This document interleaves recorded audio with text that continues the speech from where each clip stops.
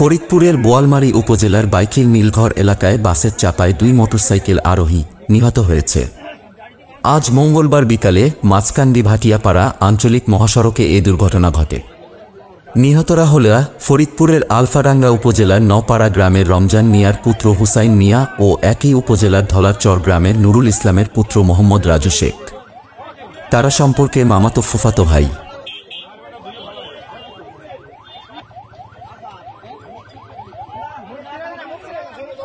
বোয়ালমারী থানার ভারপ্রাপ্ত কর্মকর্তা মোহাম্মদ শহীদুল ইসলাম জানান, আলফাডাঙ্গা থেকে ফরিদপুরগামী লোকাল বাস ওই স্থানে পেছন থেকে মোটরসাইকেল আরোহীদের ধাক্কা দিয়ে চাপা দিলে ঘটনাস্থলেই দুজনের মৃত্যু হয়। শহীদুল ইসলাম আরও জানান, এ ঘটনায় ঘাতক বাসটি আটক করা হয়েছে। নিহতদের পরিচয় শনাক্তের পর মরদেহ হস্তান্তরের প্রক্রিয়া চলছে।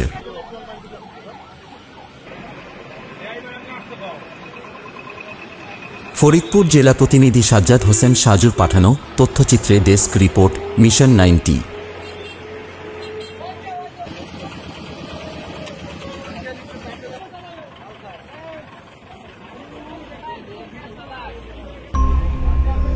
মিশন 90 সংবাদের পিছনে নয়, ভিতরে ছুটি।